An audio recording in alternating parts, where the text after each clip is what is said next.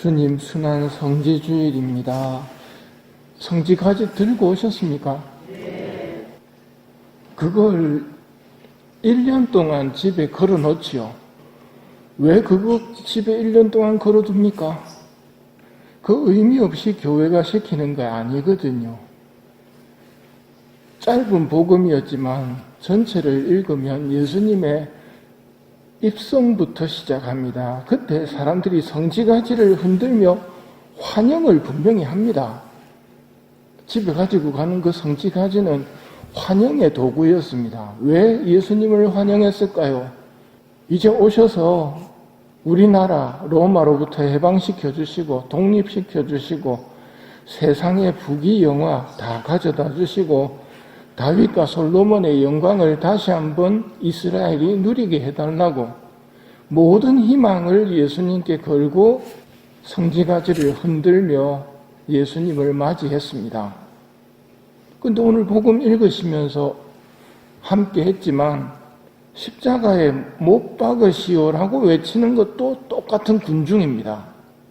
왜 환영을 하다가 갑자기 십자가에 못 박으시오로 바뀌었을까요?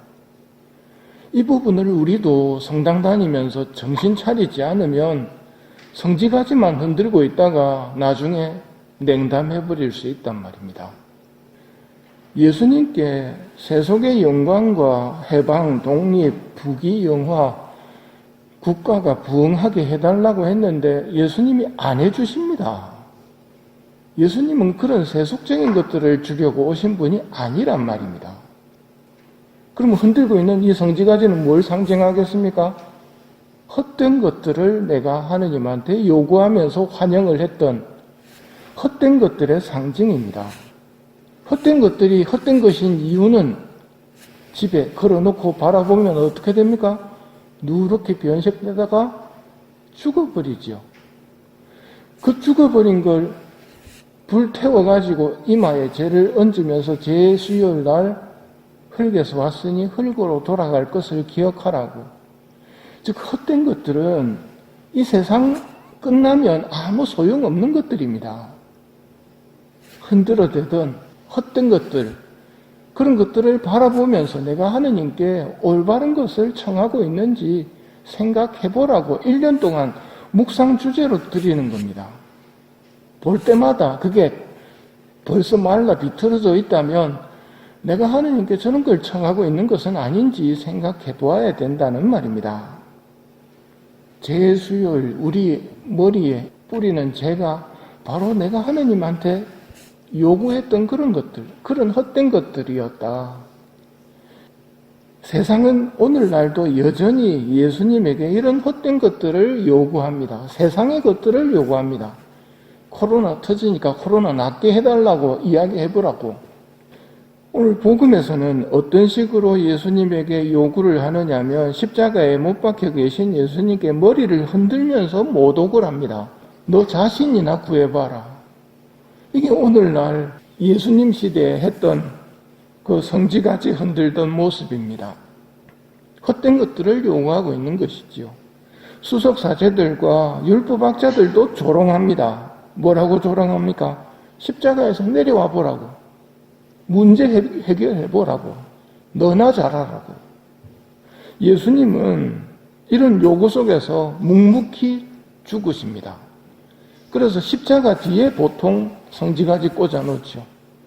세상의 것들은 보이는 것까지만 하면 죽음이 끝입니다. 순환과 죽음이 우리에게는 마지막 말이 아니지요. 다음 주가 되면 순환과 죽음 뒤에 무언가가 있다는 것, 영원한 세상이 있다는 것을 알게 됩니다. 그러니 세상의 요구들을 우리 신자들이 하고 있다면 하느님 마음 아프게 해드리는 겁니다. 우리가 바랄 것은 영원한 생명과 하느님 나라입니다. 영원한 것들을 바라지 않고 헛된 것들을 바라고 있으면 안 됩니다. 헛된 것들이라고 하지만 필요한 게 있지 않습니까? 필요한 거는 있습니다. 그거는 청해야 됩니다. 근데 그걸 길게 이야기할 필요 없이 오늘 저희에게 일용할 양식을 주시고 하고 청하는데 다 들어있단 말입니다. 그러니 일용할 양식을 강조할 것이 아니라 아버지의 이름이 거룩히 빛나시며 아버지의 나라가 오시며 아버지의 뜻이 하늘에서와 같이 땅에서도 이루어지소서, 여기에 더 방점이 있어야 한다는 말입니다. 이사야 예언자는 십자가에 달리신 예수님을 이렇게 설명합니다. 그의 모습이 사람 같지 않게 망가지고 사람들에게 멸시받고 배척당한 그는 고통의 사람, 병고에 익숙한 이였다. 그러나 그가 찔린 것은 우리의 악행 때문이고 그가 으스러진 것은 우리의 죄악 때문이다. 우리의 평화를 위하여 그가 징벌을 받았고 그의 상처로 우리는 나았다. 이게 이사야서가 이야기하는 예수님 죽음의 의미입니다. 우리 악행 때문에 그가 찔리셨고 우리 죄악 때문에 그가 으스러졌습니다.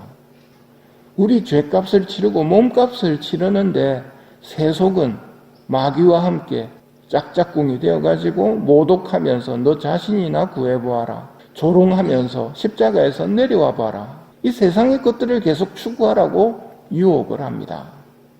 제3자에 해당하는 백인대장이 오늘 결론을 짓습니다. 참으로 이 사람은 하느님의 아드님이셨다. 백인대장이 이렇게 말했던 것은 단순하게 느낌적으로 이야기한 게 아닙니다. 예수님께서 십자가에 달리시고 해가 어두워지고 온 세상이 어두워집니다. 해가 빛을 잃습니다. 뭔가가 이상합니다. 그리고 이 백인대장이 예수님의 늑방을 찔러서 심장으로부터 피와 물이 흐르게 한 사람입니다. 창으로 찔렀을 때 피가 백인대장의 눈에 들어옵니다. 백인대장이 시력이 상당히 안 좋아서 어려움이 많았습니다. 그런데 예수님의 피가 자기 눈에 들어오자 눈이 밝아집니다. 그리고 그는 로마 백인대장의 자리를 물러나서 수도 생활로 들어가고 신자가 됩니다. 박해가 시작되지만 배교하지 않고 순교하십니다. 성 론지노입니다. 십자가에 달려 계신 예수님을 바라보는 시선은 다릅니다. 이사야서의 시선이 다르고 군중들의 시선이 다르고 수석사제들과 율법학자의 시선이 달랐고 백인대장의 시선이 달랐습니다. 우리는 어떤 시선으로 예수님을 바라볼 것인가? 예수님과 성지가지를 보면서 올바른 신앙을 찾을 수 있어야 합니다. 예수님께서 말씀하셨습니다. 사람들이 나 때문에 너희를 모욕하고 박해하며 너희를 거슬러 거짓으로 온갖 사악한 말을 하면 너희는 행복하다.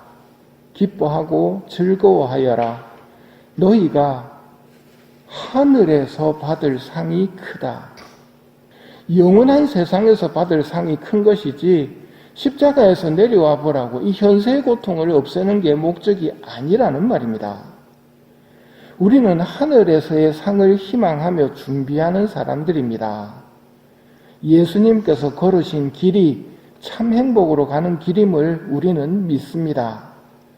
이번 한 주는 현세와 내세 사이에서 어떻게 살아야 하는지 보여주시는 예수님의 모습을 바라보며 마음속에 잘 새기도록 합시다.